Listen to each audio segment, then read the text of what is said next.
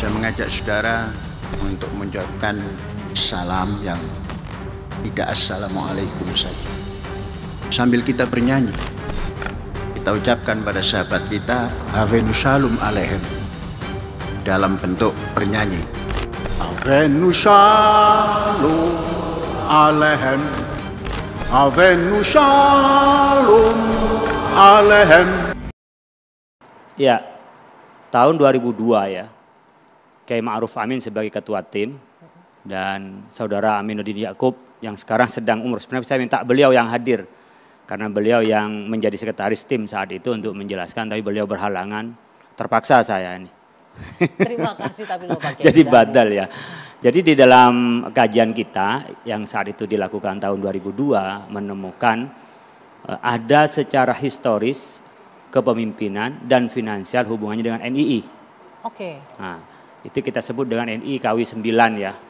Kalau Kartosuwiro itu kan KW yang pertama, ada Neo NII meskipun pecahannya menjadi banyak sebenarnya di NII KW 9 ini dan KW yang lain ya dengan NII yang lain. Kemudian memang di pahamnya itu ada 3 yang menonjol, ada indikasi temuan kesesatan itu. Pertama berkenaan dengan penafsiran di dalam Al-Quran. Maka ketika menafsirkan yafsahillahu lakum itu, fafsahu yafsahillahu lakum berkenaan dengan kita bagaimana merenggangkan. Kalau tafsir kita itu kan majlis Rasulullah. Ya, tetapi dia menafsirkan menjadi dalam sholat. Padahal ketika bicara aqimus sholat kemudian Nabi mengatakan shollu kama ra'aitumuni usolli, sholat seperti saya sholat, maka sholatnya ngikutin Rasulullah. Ya, sawu sufufakum kan fa inna taswata sufufi min tamamis sholat. Jadi bagian dari merapatkan wasadul khalal. Jadi jangan sampai ada khalal, ada jarak di situ ya. Itu yang diajarkan oleh Rasul. Bahkan ada yang mengatakan ulama wajib merapatkan soft itu. Meskipun ada yang mengatakan itu sunnah.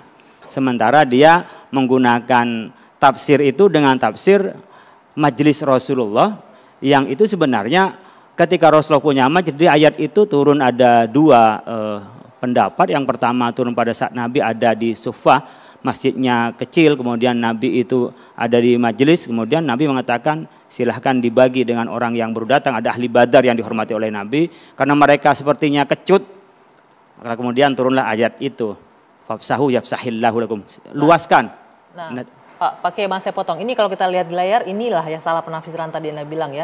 Malah dia safnya dipisahkan jauh-jauh, berjarak. Kemudian ada perempuan dicampur juga tuh Pak Kiai. Kita lihat perempuan, ada wanita di depan juga. Iya, Nabi kan menyampaikan bahwa memang sebaik-baik kita kalau dalam sholat itu laki-laki yang ada di depan.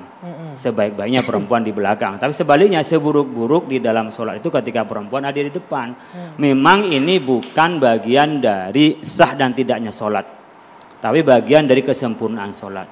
Tetapi kita ingin menarik tadi dari penafsiran hadis dan Al-Quran yang memang menyimpang dari mainstream. Itu yang pertama. Kalau tidak mengatakan menyimpang dari mainstream, tidak pernah dikatakan oleh ulama terdahulu, baik ahli tafsir maupun ahli fikih. Nggak ada yang menafsirkan seperti ini. Maka temuan MUI bahwa ada tafsir yang berbeda itu bisa dirasakan dan bisa dilihat sekarang ini.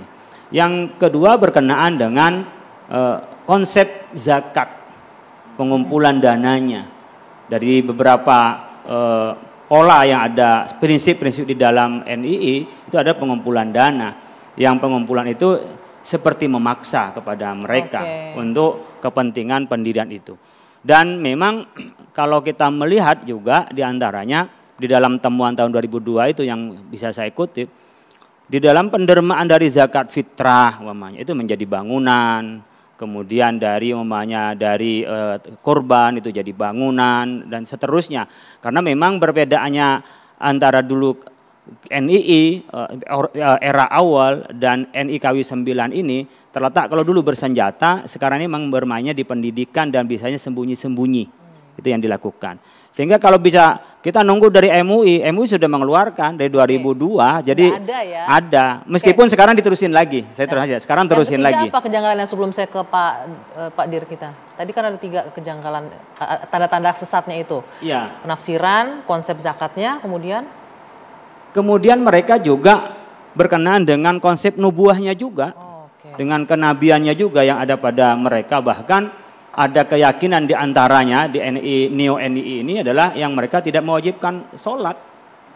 Ada juga yang tidak mewajibkan itu. Jadi sebenarnya kalau dalam kriteria sesat ada di MUI 10 itu, kita kan berkenaan dengan bagaimana sholat itu sesuai dengan yang diajarkan oleh Rasulullah, kemudian juga zakatnya, kemudian menafsirkan Al-Quran sesuai dengan petafsiran yang mainstream itu. Nah, ini adalah hasil temuan MUI di tahun 2002, sudah lama sebenarnya ya.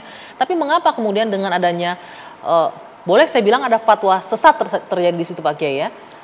Ya, kita akan memberikan kajian dan kalau di MUI dulu memang rekomendasinya karena ini menyangkut banyak umat, meminta kepada pemerintah untuk dibina dan diluruskan.